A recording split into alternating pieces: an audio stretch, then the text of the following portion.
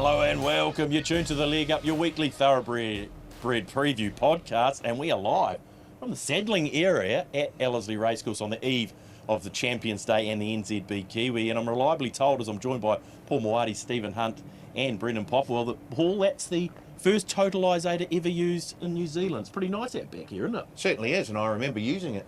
So, yeah, looking forward to a big day, Champions Day, of course, tomorrow. And this is where all the stars will be, the four-legged equine type. Yeah, exactly right. Good morning, Stephen. Morning, Thaddeus. You've had a busy week. You were crunching the numbers during the week. Yeah, crunching the numbers on Wednesday. Did a little bit of form for New Plymouth just to keep ahead of the program, as I'll be there on Saturday. But, yeah, Champions Day, it's all about Ellerslie on Saturday. 10 races, 3 Group 1s, NZB Kiwi, mouth-watering stuff. It's a packed card, isn't it, BP? I was saying before the show started, the feature racing kicks off almost too soon on the day. Race 3 were away. Look, it was an unreal day here last year, and it was something very special that we all were able to just say, wow, how good can this get? And Kiwi Day, the NZB Kiwi, its first running, and then Champions Day itself, the performances that we saw on that program, I think we're going to see something similar and maybe something even a little bit more extra special as well when it gets to tomorrow's race day. Cannot wait. It's exciting with her in the race, isn't it? Well written, $1.20. I mean, it's not really about the market so much, it's more all about her. It is, and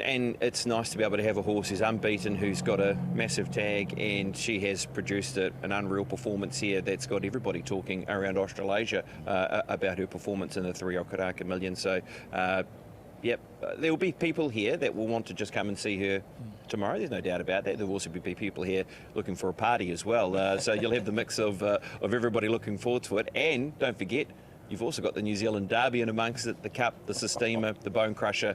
It's everything you want on a massive race day. Yeah, it really is. Let's get to a Maidener of the Week, BP. What have you found for us to put in our little black book going forward?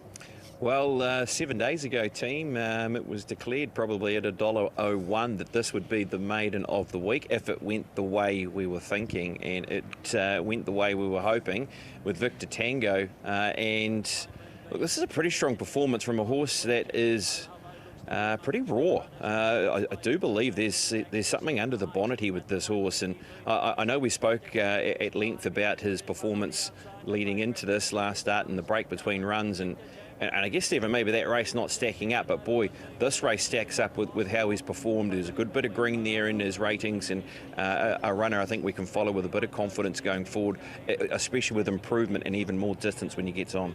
Yeah, and look, David Green's comments post-race was very complimentary around the horse. The horse is very new, very green, plenty of upside, possibly not this preparation, but the next 12 months. And when you lined up the overall time against Silent Spy, yes, it was inferior, but its last 600, or the race last 600, was over a second faster, so it spat out an overall stronger class rating, 2.7 lengths above standard compared to Silent Spy, who recorded a 1 length standard, or above standard. So, yeah, it bodes well for both those two individuals, but definitely around Victor Tango. I think there's a notable mention to that first race because Solid Gold was getting back and hitting the line. So if you would have a Maiden of the Week notable mention, it would be that runner race number 1 at Matamata. Yeah, have a Maiden of the Week notable mention, BP.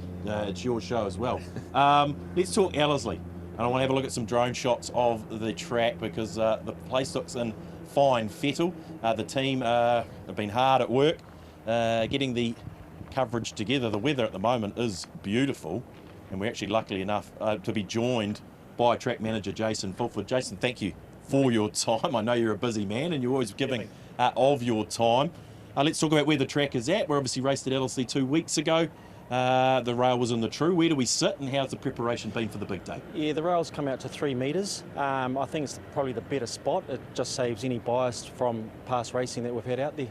Yeah, okay. And let's talk about water, because we know, we can say soft 5. That's where the track currently sits, and I'm sure you're sick of almost saying it because that's where we are. But to get it there, how do you get it there? And are we going to need to see some more water on what's a pretty muggy old day? Well, it can get quite embarrassing every time I ring the Bureau up and I'd say, you can guess it, it's a soft 5. Yeah. But it's not the amount of water that we're putting on the track to get it to that level. It's the verti draining. It's quite a complex track to look after. We want to keep that safety level is our most important thing with looking after it. The verti drainer, we're using 13mm tines, and of course we're only doing 800 metres an hour, so you can imagine how much time it takes to get this track like that. Water does complement the verti draining though, does offer that little bit of more extra cushioning.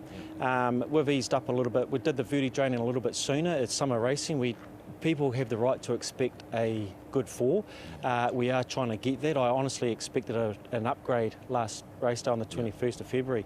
We never got that, probably because that moisture stayed in there. It's that time of year. The dew was so heavy this morning. Yeah. We were at 27.3% moisture yesterday afternoon, and with the heavy dew this morning, we've got a 31.9. Wow. So that moisture's there. So we're easing right off irrigating. Yep.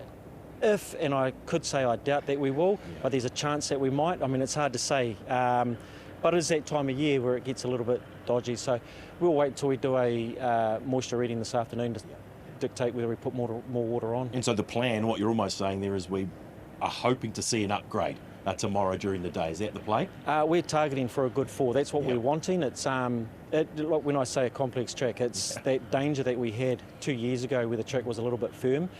We're doing so much work to make sure that doesn't happen again, and of course, especially for tomorrow. Okay, you've got a big team around you, obviously, with the complexity of this track. I mean, you've got a massive team around you. They'll be busy in the next 24 hours, I suppose. Is it a nervous time for you? How do you feel? How do you play with the nerves, I guess? Well, to be honest, mate, I always say this, and that is you're only as good as your last balls up, and that's for every race meeting is the same to us. And it's, of course, when you see it on social media and advertising coming up for this day, it does get a little bit nerve-wracking. It does play on your mind a little bit. Yeah. But to be honest, most of our work, we're not that busy today because we've been that stressed out, making sure everything's 100% leading up to it. It's not just the track, it's the surrounding grounds as well. Yeah. And the team have worked pretty hard for it. Yeah. I can't say it's a relaxing kind of a day. We're just tying up loose ends, put it that way. Yeah, no, fair enough. The place looks an absolute picture. Thank you for joining us. Thank you for giving us the time on the leg up. We appreciate it. Good luck for the big day. I'm sure it'll all go well. Good as Thank gold. you, Jason. Cheers. Yeah. Okay, Steve, you can talk about weather and track from your perspective, what we're expecting to see at Ellerslie come tomorrow. Let's talk about, well, obviously we're on a soft 5. Expecting the upgrade. Yeah, well, hopefully we can get an upgrade early in the proceedings. You go back 12 months ago, this particular meeting, the rail was in the true position. I thought it played tremendously well at the meeting last year. There was 2 leaders that won. You had horses coming as far back as 10 lengths off the leader at the 600 metre mark, which was Trav in the Cup. Look, tempo will play a factor to a lot of races, in particular the races that are 1400 metres and beyond, but look, I thought if there was an ideal spot, and I've mentioned this prior when you've had a similar setup at Ellerslie, the rail either being in the true or slightly out, which we get tomorrow afternoon, 3 metres. If you were within 3 lengths off the leader at the 600 metre mark, 1 off, and find lanes between 3 and 7 in the home straight, I reckon that's the ideal position. Yes, you can buck that trend with a superior horse, but I thought that was the A-grade line to be coming from a horse's perspective. Okay, let's get into it. Race number 9 is the main event, Steve. It is the NZB Kiwi listed race. I say run us through this market. I'm not saying it's a boring market because it's great to see a horse of her calibre in a race, but not a lot of movement is probably what I'm trying to say. Fairly static, and it's been that way not just in the final field but also in the futures for the last 2 to 3 weeks. Well written, $1.20. That's her original quote when betting commenced on Wednesday when it came to the final field. She holds roughly around about 70% of the turnover, so again, punters clearly not put off by deep into the red. Belcheval at $10, La Dorada at $15.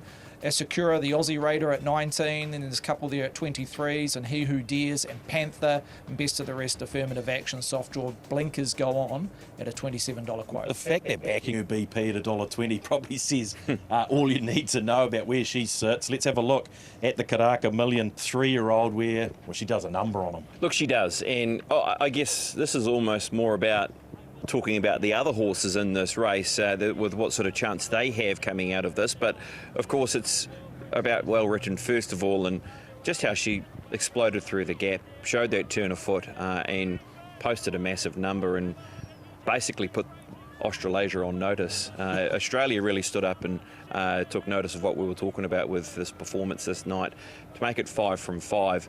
Her Auckland Guineas run off the back of 1,000 Guineas was always going to be, one of nerves, and we've seen that from Stephen talking about that, where she was only going to be around that 80% mark. We were looking for the improvement. It was there. I think we should talk about the other horses in that race, the likes of a He Who Dares, who plays a part in this race speed-wise because he's drawn out in barrier number 13. You would imagine that he's going to be put into the race. He's run second to Well Written at his last 2 starts. You've got War Princess, who becomes a part of the map. You've got La Dorada, who as well. So they're talking points from that point of view, and with how they've been able to run against it there in the 3-0 Karaka Million. Yeah, what about La Dorada? I mean, she's out there at $15. She was a champion 2-year-old. So it makes it all difficult when you've got the winner winning by 9 lengths, I get. But what do we make of her? She'd be competitive, you'd think. Is there improvement there?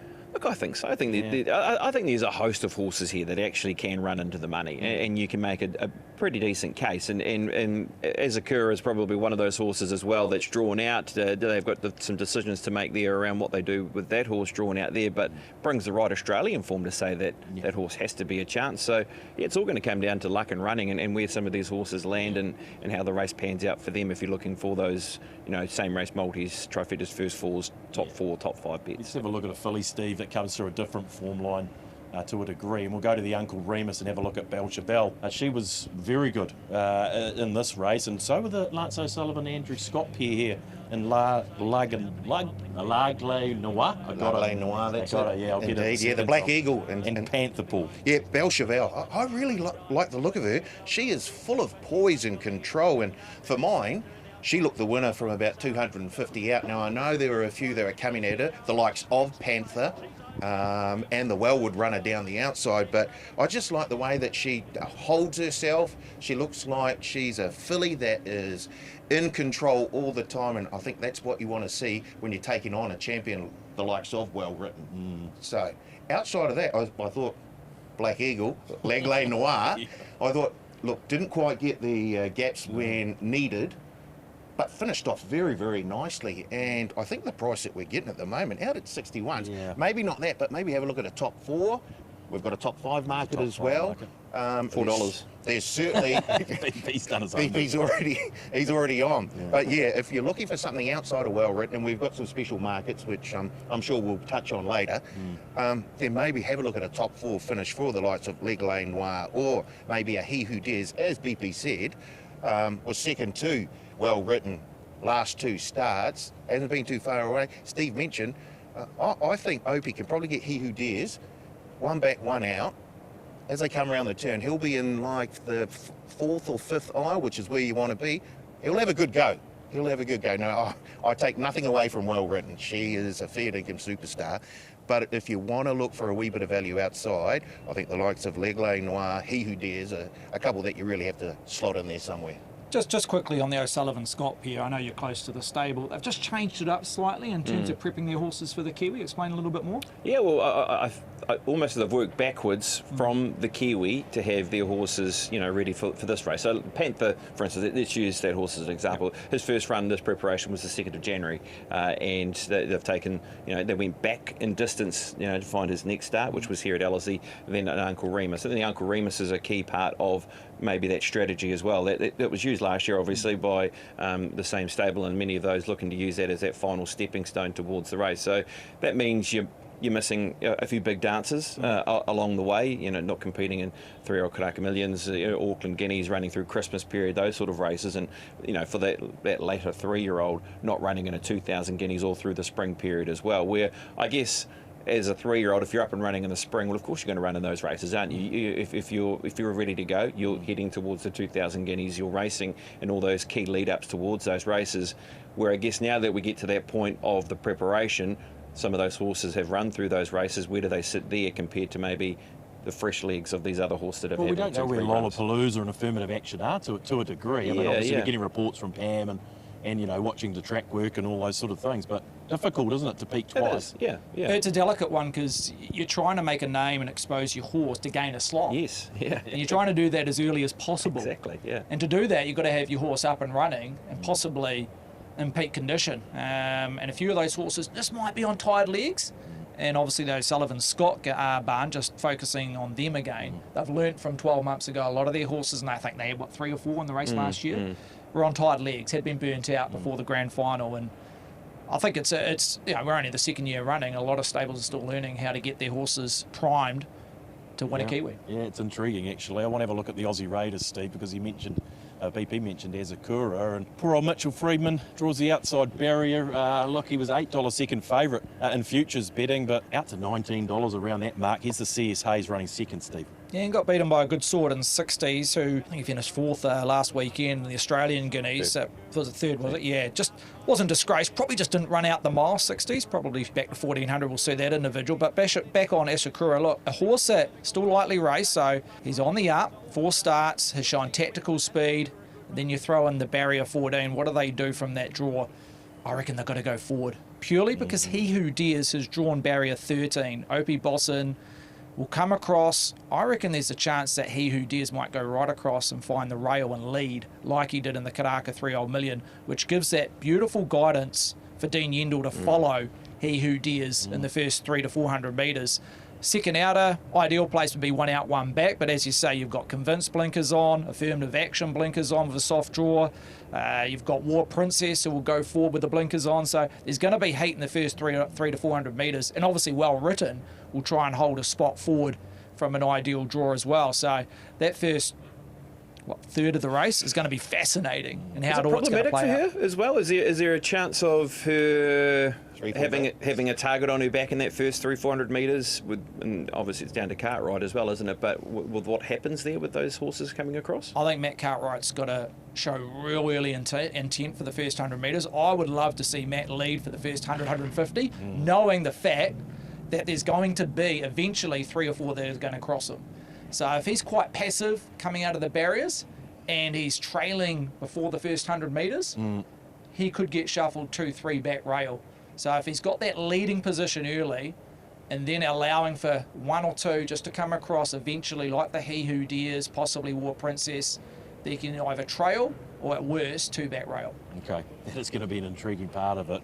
Let's cut to the betting strategy here, team, because we know generally who we've got on top here, unless you're going to shock the world at some point, BP. But how's the betting strategy play? Because there are so many options to get into. Yeah, and there's lots of ways of including Well Written in those options as well. I mean, I think the same race multi of trying to find her and one other horse is a great combo. So I'm sort of thinking same race multi, her to win, Panther to run top 4, take Panther out at a Belle Chevelle top 3. Feels though that horse is heading in the right direction and can be that right and proven if there's a bit of heat up front. He Who Dares can come into that combination bet as well. So that's where I'm heading, is a combo bet like that. And as I said, the top 5 is interesting. 220 He Who Dares, 220 Panther, and as I said beforehand, $4 around Ligland Away if you're looking for those extra markets. Yeah, and you can also bet Well Written in the margins as well. 1 plus 2 plus 3 plus 6. I think $3 for 4 plus links. But Steve, what about for you?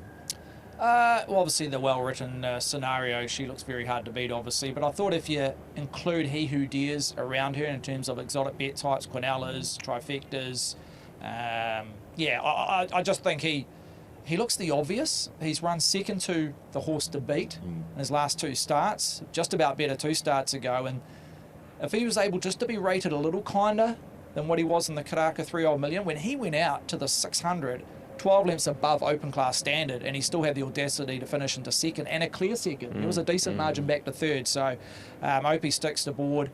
I loved his trial on the interim and behind Alabama Lass. So I thought he was the obvious to include exotic bet types. Got something fruity for us, Paul? Look, I think this is the perfect race where we do something fruity. You're right. I mean, we could be boring and just say, Well Written, she wins. But you've mentioned you've got those special markets where we can get her to win by 4 or more lengths, 5 or more lengths. Just head to the extras tab, the racing part of the TAB website. I've got a little same race multi. Got her to win and He Who Dares to finish top 3. Steve. Yep. I cannot state enough how much we are in the can if Well Written wins. And to be fair, the bookies only have themselves to blame because after she won the 1,000 guineas, I think she came into around $2.30. Yep.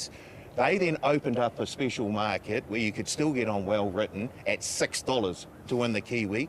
And guess what? Half of New Zealand jumped on. That option alone is, we're holding $500,000 in that option alone. To pay $500,000, you lose $500,000. A liability of $500,000 in that option. Yeah. Well, we were at full time last night, having a little bit of a social event, and the question was posed to the audience, how many people have taken the bet? Yeah. Everybody stuck up their hand, including you. I see BP nodding knowingly. Yeah. Look, potentially the TAB could have thought about paying her out early, you know, as a sort of a promotion, but I think potentially that might be the thing that's holding them back now. It's possible. I think more, and also it's a lot more exciting when you're here on race day, That's right. watching your $1.20 shot that you got at either $6 or at $21 in the futures, watching her take part in the NZB Kiwi. It keeps the fun rolling, doesn't it? Good luck to Stephen Marsh and the team with Well Ridden. Awfully hard to beat, stating the obvious, but maybe he who dares the include in same race multis. Hey, I got a lot of faith in you. I'll stick with you, kid, that's the bottom line.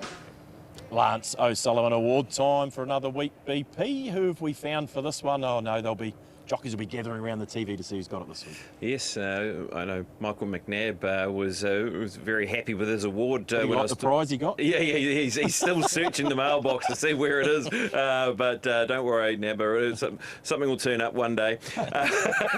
But let's go to Tina.com. Yes, Tina Kominyaki. This was a win and a half from a horse that was a mile off them. Aladdin's Gem, second to last in the yellow colours. Watch this horse here. We've got the halo around it.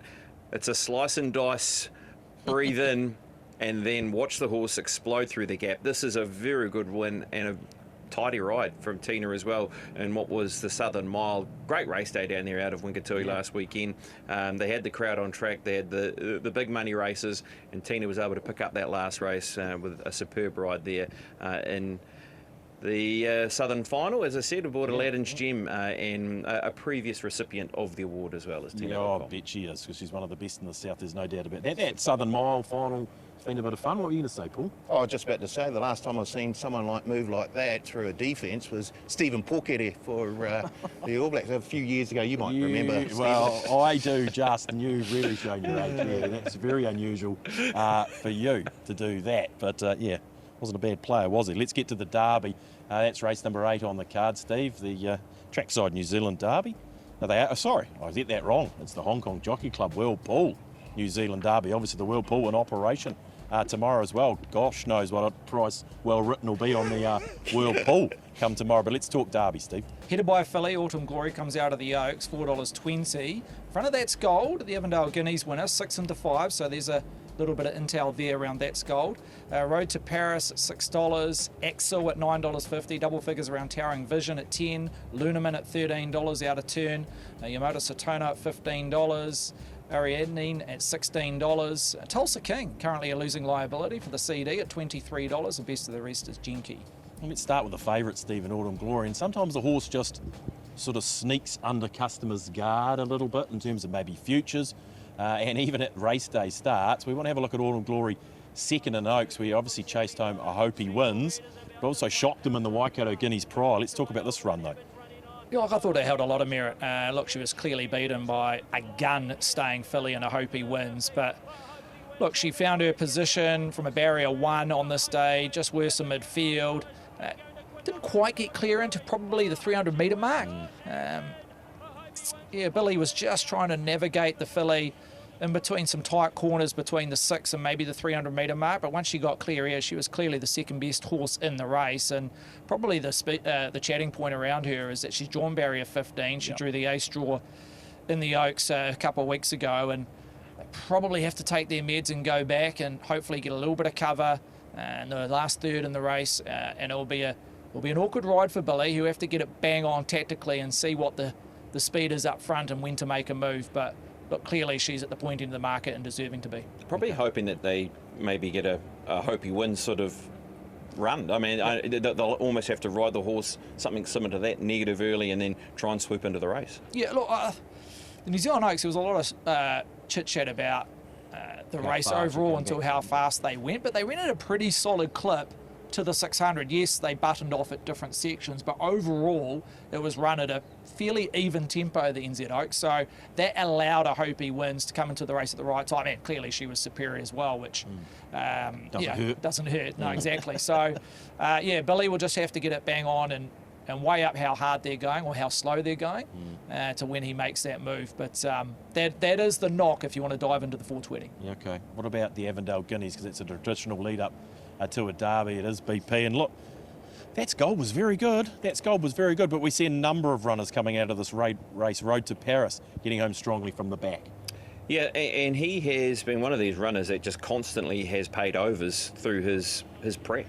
He's gone from winning, a Bonecrusher where he, posted a great number. He's won a Karapiro Classic where he just sat in behind speed and went around at sort of $17, and he went around at a big price here. So the key to That's Gold is, I think, first of all, his barrier draw. His barrier draw of 4 is ideal. I like him being in the right half of the field in this year's Derby. I also have no problem with him going a little bit extra as well to the 2,400 metres. I know, and this is the key factor I want to show you. This is him pulling up, and you can see here that right down the back straight, as we're about to continue to watch this drone footage, is that he takes a long time to pull up. He is not back here and is one of the the first to pull up past the line, and he continues on all the way down the back straight here. And I love this type of vision when you're looking at horses as a staying prospect going to a 2,400 metres for the very first time. I mean, look at him here. I mean, this is golden vision. I really do believe off the drone with watching him down the back straight. Now, we heard Joe Doyle say the same thing about I Hope He Wins. Took forever to pull up down the back straight. Yeah. It's just one piece of the puzzle that I like to try and find around Derby horses. And I thought with his performance in the Avondale Guineas, and then with how he's taken a long time to pull up, he's going to be a very hard horse to get past because he's going to be in front of all his key rivals that are sort of looking like they're mapping to get back in the field. Well, like a Road to Paris. Yeah, he's an out-and-out competitor. The race is over. He didn't want anyone to go past. The race is done. He did not want anyone to go past him. No. He just keeps giving and giving. I love that. If you're going to have a horse, you want one that's going to fight all the way. He keeps fighting after the fight's done. I thought the most important, parallel to what we just saw, their vision post-race was the first 400 metres BP, because yes, overall the Derby, the Avondale Guineas wasn't run at a strong tempo, but the first 300 to 400 metres of the race was run at a solid clip. Yep. And that's when there was a few horses coming across looking to find a forward position. One of them was That's Gold, who eventually got to the lead. So that initial work, yes, he buttoned off, but that initial work, and then to back it up running the fastest last 200 in the race, it's hard to knock him. From barrier 11 as well. Well, it sounds like you might be with That's Gold, BP. Talk about your betting strategy. Yeah, I am. Look, I did like Road to Paris's run in that race, and obviously I was with that horse as my best leading into it, but I think that horse can be running on from the back of the field and is a danger if everything pans out well for that horse. That's Gold is my top selection, and I'll go same race multi with a little bit of Road to Paris in the mix. Were you, Steve? You with That's Gold Gold as well? Yeah. There was no excuses for the Beaten Brigade, other than probably Lunaman, who I didn't mind as a 1x3 play. Look, he ran home the fastest 8.64 in the Avondale Guineas and got held up for the last 200. So I think if you go straight out win, That's Gold. I reckon he'll challenge favouritism. He's got the map advantage. And on the eye, that's as good a Derby trial as you'll see. Maybe the last to be so dominant in a trial leading up to the Derby was Too Illicit winning a Waikato Guineas and beating the boys. But yeah, I'm just going to trust the eye. Again, he's got the numbers to back it up. A similar performance rating to Autumn Glory when running second in the Oaks. So That's Gold straight out win. Lunaman 1x3. Paul, don't make it a clean sweep. Yes, this is boring, isn't it? No, I'm going to same race multi. Very similar to BP, to be fair. I love the form out of that Avondale Guineas, and I'm going to take That's Gold and Road to Paris, both to finish top 3. Okay, you can go, BP. Yes, top 5. I thought Halo's Fire out of the Avondale Guineas, I think can be an improver, 360. Genki as well, the horse that hasn't won a race, the maiden, but ran into third position, is also 360 top 5. Some chat around Wigmore. There's been 2 or 3 spies that have been just tapping me on the shoulder. The Derby. Who trains him? Don't you sharp go one. there. Yeah. $7 available at the moment. That's Gold. BGP Blessed Bet on the website under the Futures tab. Race number 6 on the card team is the Bonecrusher New Zealand Stakes Group 1. A weight for age over the 2,000 metres. Headed by Legato, she was super in the Herbie Dyke. Similar setup here at $3.60 in front of Kingswood, who Quinella'd the race at Te Rapa at $3.90. She's that second line with Pierre, Waitak at $8.50, double figures around Jaffe, who was super over the mile last start, Tuxedo at $12, Provence at $12, Dr. Asker at $27, the Odyssey at $35, and Positivity best of the rest. Well, the remaining horse at $51. So yeah, pretty compressed when it comes to the pointy end between Legato, Kingswood and Pierre. Well, let's go to the Herbie Dyke first, BP, because, well, it's great to see her back. I say back, she's been running really good races, but to knock this off in a Herbie Dyke like this, she was pretty dominant. She was, and it was what we've been looking for from Legato, because leading up to this campaign, things just hadn't panned out for her. She'd had a little bit of bad luck. She'd looked like she was just a mare that was trying to find her best form, and Ken and Bev have always spoken highly that she was not too far off the mark, and this really did prove that point by taking out the Herbie Dyke, getting over the top of Kingswood. Really good run from the Odyssey, actually, at weight for age level to finish into third position. This isn't a happy hunting ground for her, Ellerslie. No. I mean, look, she's had 6 starts here for a win and 4 minor placings, so it's not like it's horrible. No. But that's also one little sticky point, but that's also maybe down to some of the defeats at smaller quotes. But yeah.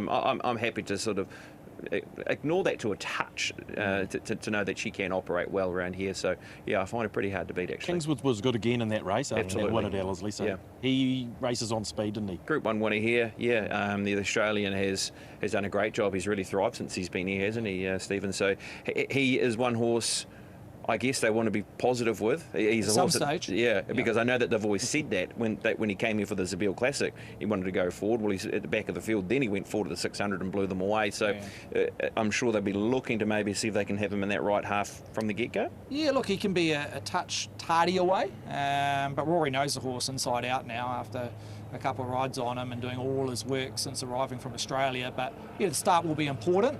But at some stage they will be positive, whether that's in a neutral position going forward like we saw in the Zabeel Classic, or if he finds a one out, one back or outside leader in the first 200 metres, well, it's game on and he'll get his best opportunity. Let's have a look at Jaffe. That's in the Otaki Maoate weight for age last time over the mile at Ellerslie. And look, Jaffe got there, Paul, and just knocked off Pear, but a deserved Group 1. 100%. What a way to win your first Group 1 too. She was massive. She was 3 wide the trip, and I think she still had a wee bit in the tank as she just got in front of Pierre. Of course, the former 2000 Guineas winner. But remember that win? He was 3 wide the trip, so he's got a ton of guts as well. He's shown a bit of improvement over his last couple of starts as well, stepping up to the 2000. I'm really, I do like the look of Pierre here, but I thought Jaffe, sensational. Congratulations to Connections picking up that Group 1. Was it Provence, I think, that was coming down the outside here to finish into third? That was an eye-catching run, and she'll be in my numbers somewhere.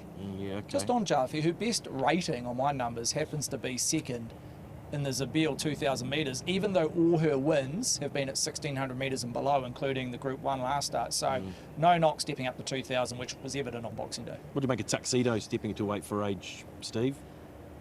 Look, I just don't think he's quite there. Maybe 2 or 3 lengths off our better weight for age. I think he'll get there in time, BP. Aotearoa Royal Classic just hasn't stacked up. I thought, just a lot of those horses that have come out of that race have disappointed on what quote they've been paying in the follow-up races and in a lot of stakes races. So, look, I think he'll get there. Just not sure about Saturday. The enigma of the race is Whiteack, really. Yeah. Good point. We haven't mentioned Whiteack. Yeah, and we know because of his racing pattern how this race is going to evolve. I mean, there is no real.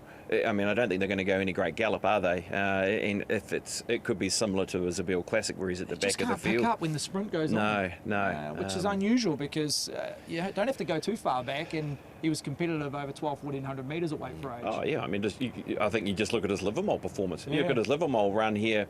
You would say he'd be the favourite on how he won that race, but he's just gone missing at his last couple of starts, which is they disappointing. Tried a few things, the stable? Yeah. I mean, they've tried a number of different things, and it's just hard to back, isn't he? Yeah, really. Yeah. That was off that last run. Let's not forget though, the doctor is in.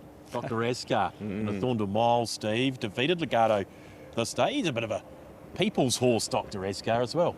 Yeah, look, this was a really good performance. He was specced at longer odds this day. I think he opened at roughly around about $18 and was specced into close to $10 on the close. And look, he did find the right part of the track, the right race shape. They went hard, as you can see there, to the 600, all in green, last 600. Just fair, class rating basically on par.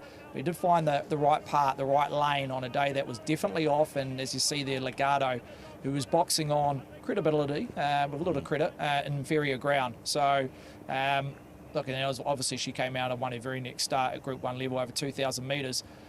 That was handicap conditions. The Thorndon has changed from weight for age, set weights and penalties, to now handicap. So he's not well off in terms of the conditions of the race now, weight for age. He's got to stand up there and really make a name of himself. And he did miss that run at Te Rapa. He was scratched in the morning That's of the right. Herbie died. Yes, So he's 49 days between runs, Yeah. 16 up to 2,000. A little bit of trepidation there. Tricky.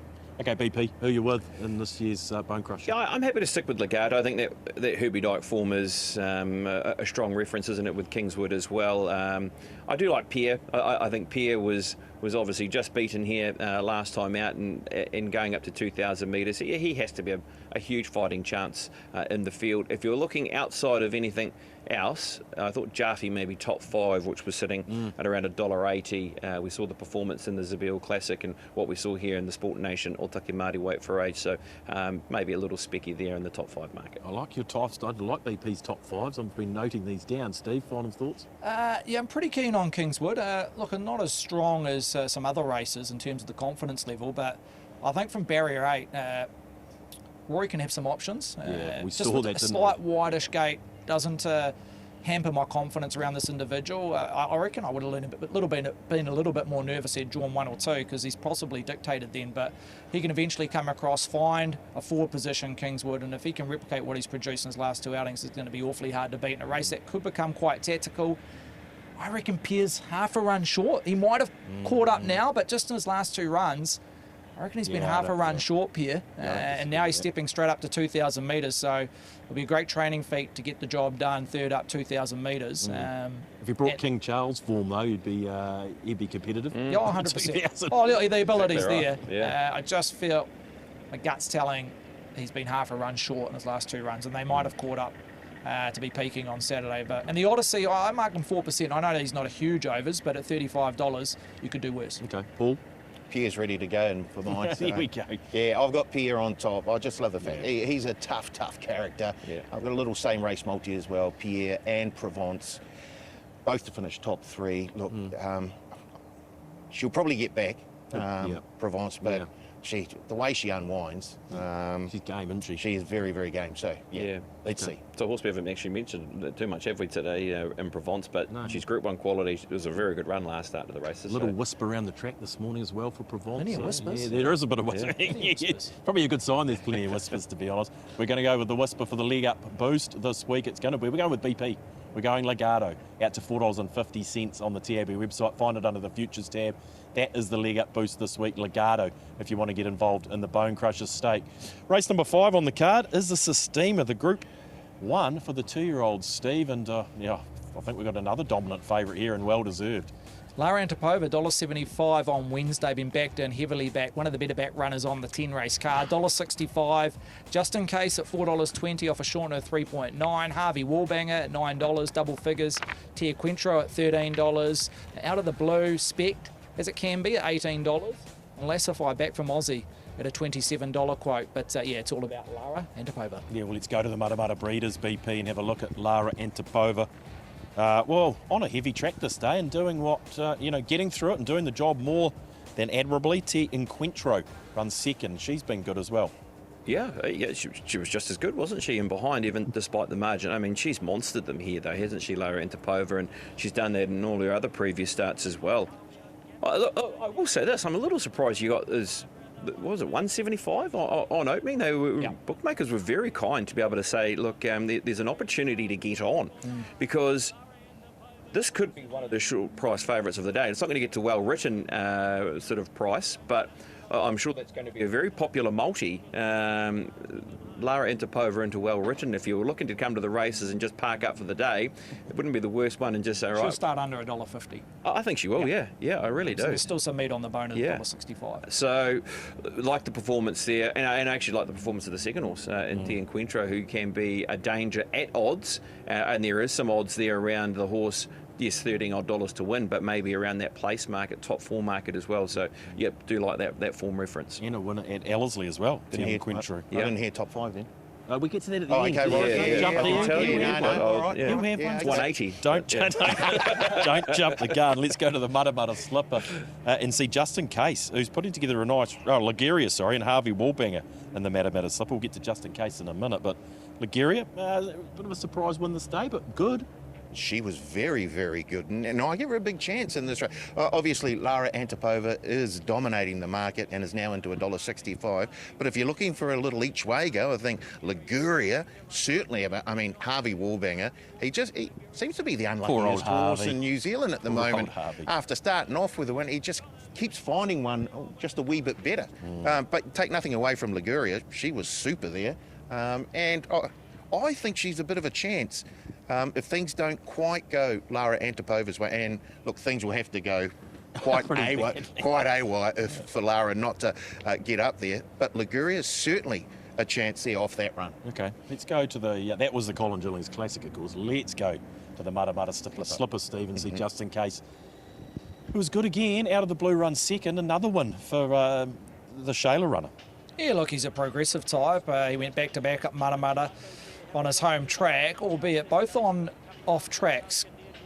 Definitely the last outing, which was the Mudda Slipper, a genuine heavy track this day. BP, you're on course, and look, he found the lead, he dictated, and he was far too strong and really attractive on the eye, but just no substance on the clock. You see there to the 600, a comparable number to the 600 to the girls on the same day, but the last 600 I'm worried about. It was very slow, even though he won by a good margin. He was pushed out, and the overall class rating was 10 lengths below what Lara Antipova produced earlier in the day for the fillies. So in terms of performance rating, he was fairly poor, low 80s. And Tia Quintra, who ran second in behind Lara Antipova in the fillies race, over exactly the similar, same setup, 1,200 metres, ran a bigger number than what Just In Case did, even though Just In Case won his particular race. So I just got to take a set against him at the price at $4. Yes, he can win, but at $4 I marked him double that at $8. Does he go forward?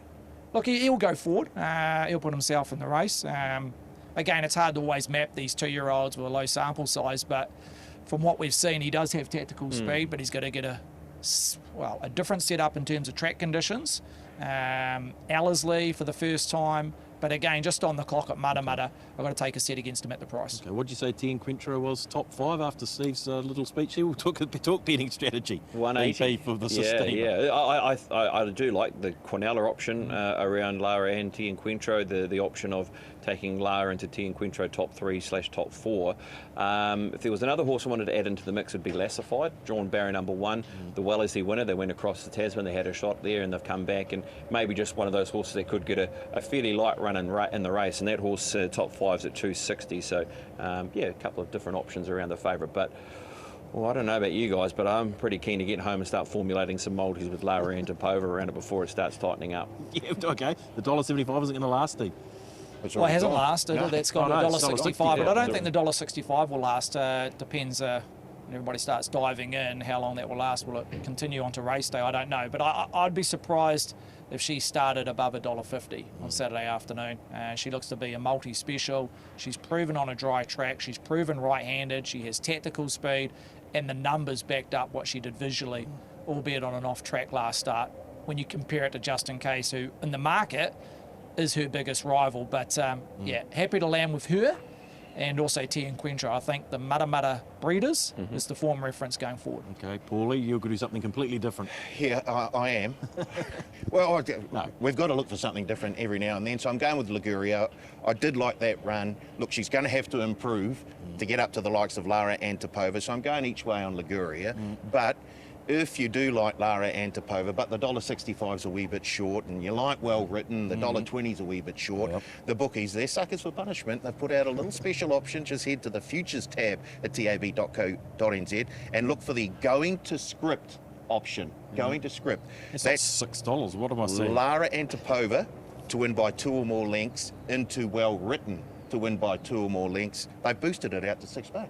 Wow, that sounds like BP all day. It does sound like BP. They put his multi together for him. Where do we bid on that? Futures tab. Hold on. Give us 20 minutes. Give us 20 minutes before we tuck into that. But Lara Antipova looks an absolute special in this year's edition of the Sistema.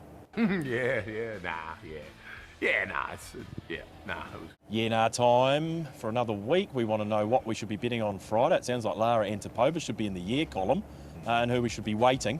And I know Paul will be waiting to see what's in that NAR column so he can have a bet tomorrow. But Steve, talk to us about A couple of year nars, obviously from Ellerslie. We'll start with the years. That's goal. We've spoken about this individual. He just has the map advantage, and I'm going to trust the eye around this individual. I reckon he challenges favouritism. He was at $6, I think he's now $5, but you also got the BGP boost around That's Gold. He Who Dares at $23. Look, I'm not saying he'll move significantly, because obviously Well Written will hold up that mark and a lot of the rivals in terms of prices, but I reckon he starts probably somewhere in the teens, so at $23 you could do worse around He Who Dares. A couple of nars just in case, just spoken about this individual, just no substance in the clock at a $4. He'll drift if you like him. And Axel in the Derby, I reckon he's got a touch of class, this horse, but over a shorter distance. Happy to pot him over 2-4. Just don't reckon he'll run out a strong 2-4, so you'll get double figures around Axel. And Special Secura earlier in the day at $15, $16. The fillies and mares over 1,400 metres. Her run last start was tremendous. Massive. Well and truly above betting expectation, but she was on speed in a fast run race and kept up a really strong gallop. The overall profile might not attract a huge amount of money, but at $16 I thought she was a late year to put into that graphic. Okay, that's a nice one. $16 Special Security. She was very good last time out. Now I've hijacked BP's race. I'm taking it this week. We're going to race number 4 on the card. It's the Haunui Farms. How couldn't you stay at Ellerslie on Champions Day, Steve? It's the 1,200 metre event, the Group 3. Bit of a move here. Swaney's Day went up. Original favourite $3, playing Alabama Lass at $3.20. Alabama Lass, you see there, now $2.40. A lot of money on Thursday. Swaney's Day, $3.30. Something had to give. Coat Atlantique at $6. Platinum Attack at $8.50. And I'm All In was impressive, albeit at lower grade last start, $11. Okay, talk the railway, Steve, because that's the main form reference here around Swaney's Day. It was very good at Weight for Age, I thought. And what do we do with Alabama Lass? Do you play the forgive card and put it down to form is deep? Yeah, I think you do.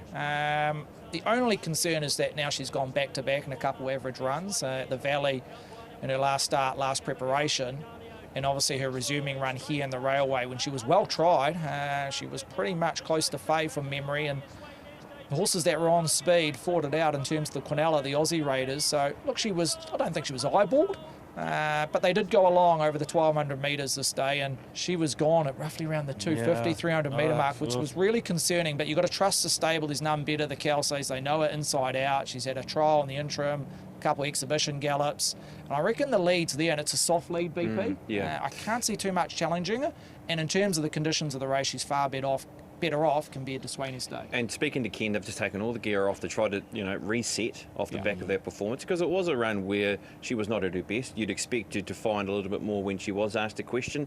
Craig asked a quick question, and she was gone in a stride, wasn't she? So you've only got to go back to 12 months ago with how spectacular she was here in the King's Plate, and sort of hope and pray that she can find that form again. But bookmakers gave you a chance, 320, and that's not even favourite. I thought she, I get the Swaney's Day reference, and you have to because of what we saw there in the railway. But now she's probably at her right spot now, isn't she? Yeah, she is. There's no real edge in the market, but she will be fave.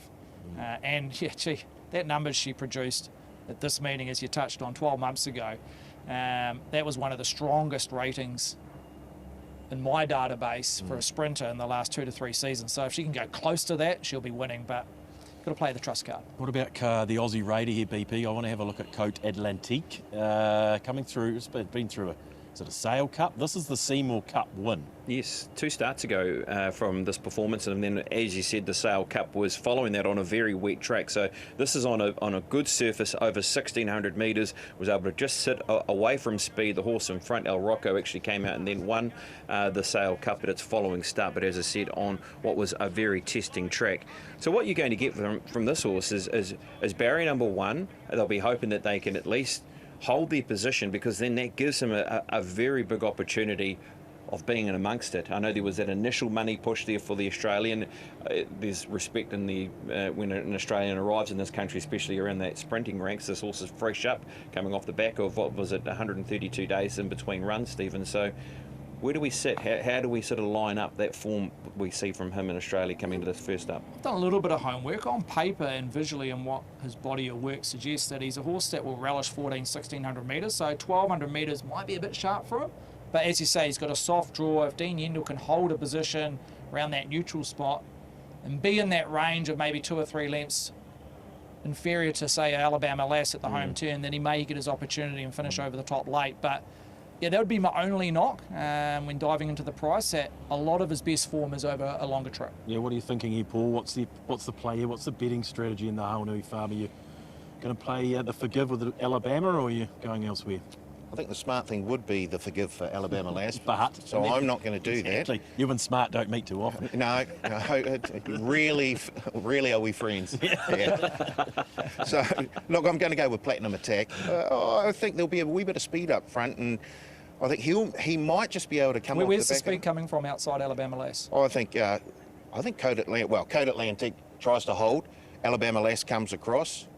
I think Swain Este might be handy as well. I think Platinum Attack will be just forward of midfield.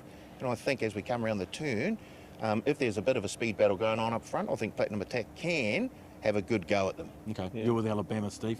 For the I am. reasons you mentioned? No squirrel on the price, now at 250, but yeah, I'm going to play the trust card. Trust the stable. If she brings her A game, or even her A minus, she'll be winning.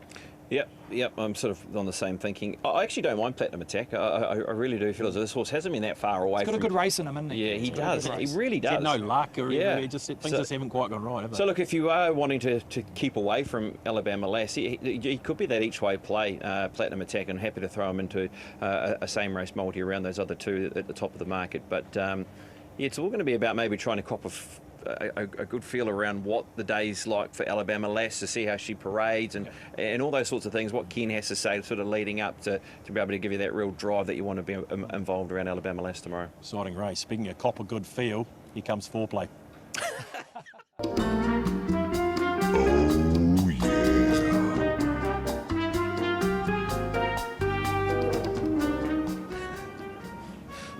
Foreplay time for another week. Your chance to win a 4-leg bonus $100 cash multi on our 4 good things of the weekend. Head to the TAB Facebook page, interact with the leg up question. I said maybe it's your favourite Kiwi winner, but we probably didn't have too many to choose from this week, Paul. So we'll go your favourite Derby winner. I had one lined up. You might lined up next year. Yeah, exactly. Everyone would have qualified. Favourite Derby winner, kick off the foreplay, Paul.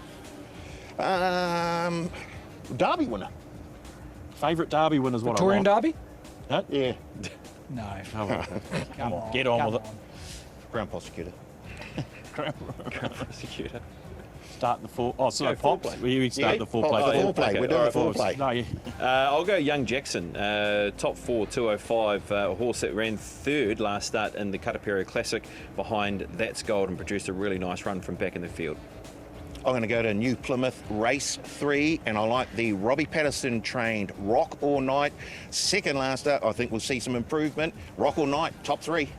That's gold in the Derby, top $4.75. Yeah, and I've gone for a Tea and Quentro, please. What I've heard from Stephen Hunt and the others around the top 4 finish at $1.80 for Tea and Quentro. That 4-leg 100 bonus cash multi could return you $974. Head to the TAB Facebook page for your chance to win. Best bet time for another week. We're going to need 4 winners here, but before we can have a look at those, we need to look back at last weekend. Don't mind a lot of go coming up in the Dunedin Guineas. Luna Capella, Hello Haley's coming and barging through a gap later. Samuel Kisieta coming back. Hello Haley will do the double. Hello Haley wins Big Golden Spirit Kisieta. Then Luna Capella, a lot to go. We'll head to Matamata race 9, the rating 65.14, number 2 Sati. Number 2 Sati is undergoing a vet check as well. 2 is a late scratching, unfortunately, Sati. So the favourite is out. I'm going to head to Wingatui Race 8. It's the Dunedin Gold Cup, and I really do like the look of the Tiako mare, Court of Appeal. Noble Knight is coming hard and pushing the quickest. Noble Knight, the toughest stayer, won the Dunedin Gold Cup. Beat in photos. Capo Del Impero, who was flashing, or in Vegas, in Court of Appeal, not far away. I've gone to Matamata race number 3 on the Cardamom, the 3-year-old 1600 metre race, and I love the microphone filly here, Burner Phone. It's Burner Phone, cease and desist. Circus Tricks is ranged up on the outside though. Circus Tricks, cease and desist. Burner Phone, Circus Tricks is going to win it. Circus Tricks from Burner Phone, cease and desist.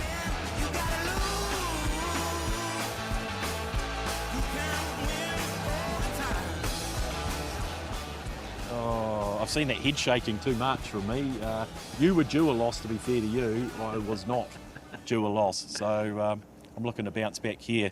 But let's have your best bet of the weekend, BP, on a massive weekend. I'm going to go to the Derby, New Zealand Derby, and that's gold. I'll be happy to take that $7 that's on offer as well with the BGP boost. I just was really taken by his Avondale Guineas performance with how he won and then with what he did past the line. So happy to run with him as my best bet on the weekend. Stephen?